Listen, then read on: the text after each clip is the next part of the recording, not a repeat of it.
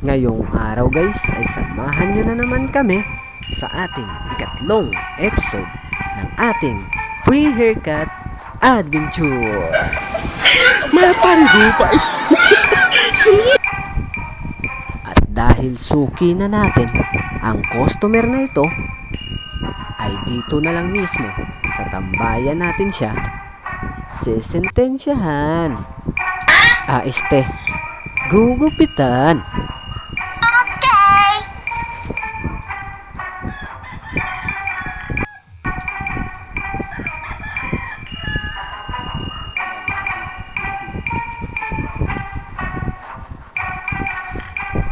At dahil sa gilid lang ang kanyang pinabawasan, ay mabilisan lang ito.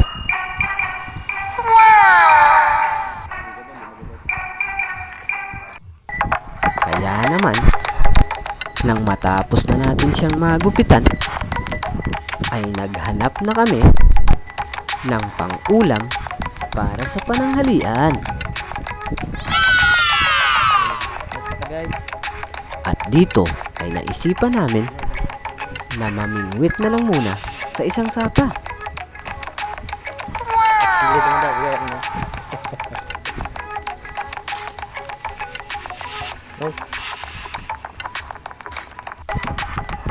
Pero bago ang lahat, ay nanguha muna kami ng mga gagawin nating pampain para sa pamimingwit.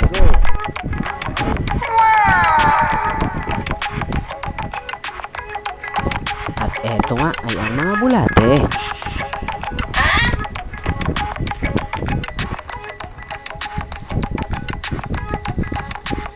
Pero sa pangunguha pa lang ng bulate ay nakakapagod at nakakagutom na guys.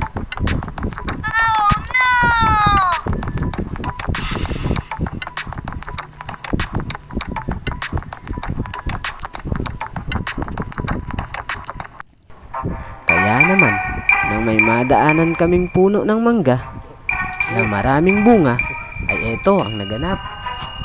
Shoutout nga pala dyan sa may-ari nito. At dito ay tinamaan pa ako habang nagbi-video. Aray ko po.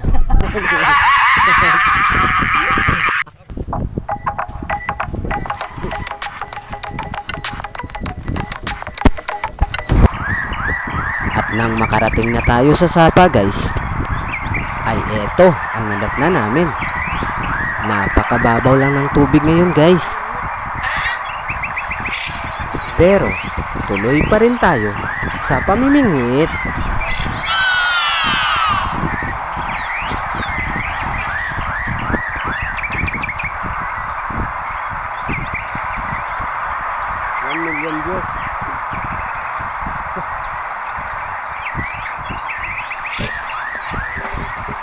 Napapaisip tuloy ako kung may isda pa ba rito.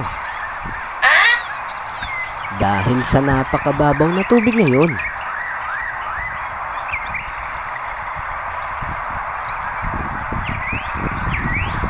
Meron din naman palang isda guys. Tingnan nyo.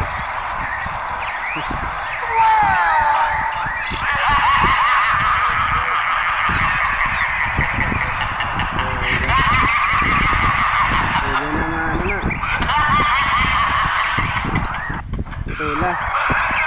Sabayan mo sa kaldero. Ano ba? Ito. Puno na.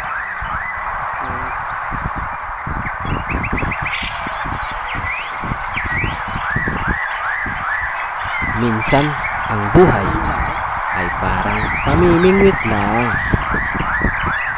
Kailangan lang ng sipag at tiyaga. Bye.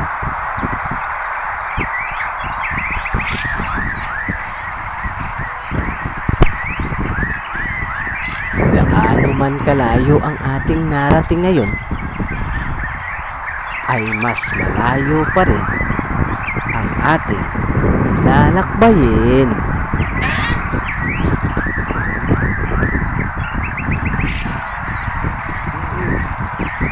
At dahil nakakainip manood sa pamimingwit,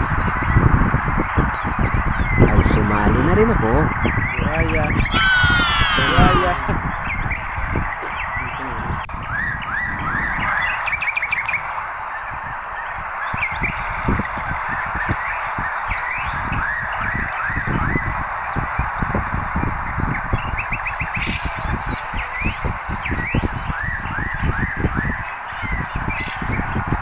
At dito ay parang gusto ko na lang tumalon at habulin ang mga isda. Pero naisip ko at baka may buhaya rito.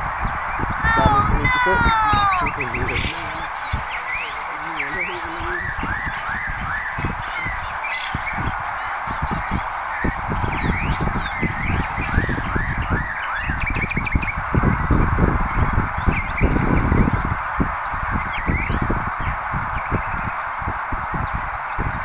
Oh, gamay lang madawi. At habang namimingwit tayo ay may dumating. Guys, may kasama kami guys, si Tarzan. Nangahoy.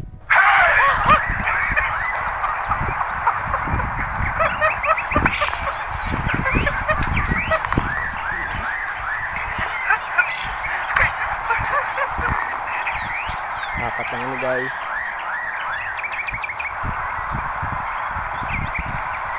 Sana ay makahuli na tayo ng buhaya rito. Nang sa ganon ay mabawasan na ang mga buhaya sa flood control.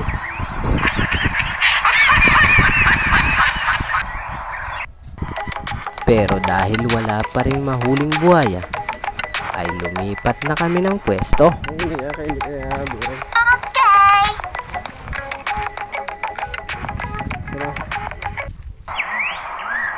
At dito nga ay mas mababaw pa rin yung tubig. At parang ang liliit rin ng mga isda.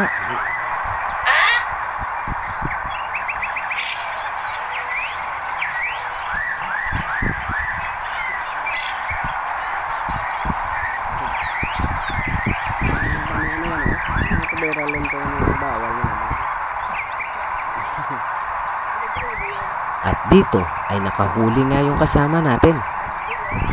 Pero parang alanganin pa rin yung laki. Kaya naman, dahil sa nagugutom na kami, ay eto ang sumunod na nangyari.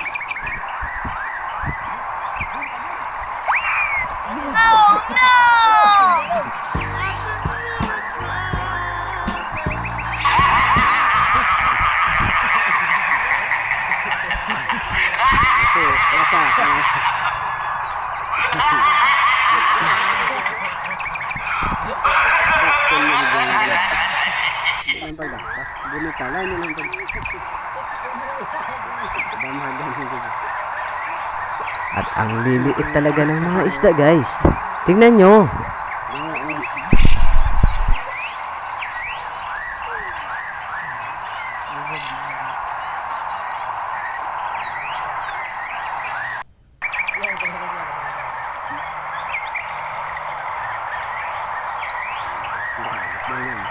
Pero dito ay hindi pa rin sila makamove on sa nangyari.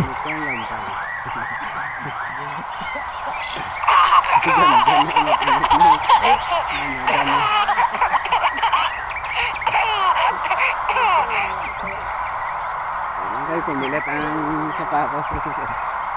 At dito ay mukhang may makakahuli na ng buhaya.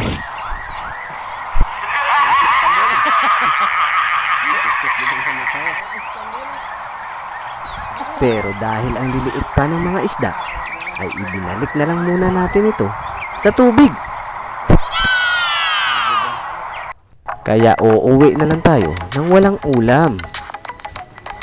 Bye-bye!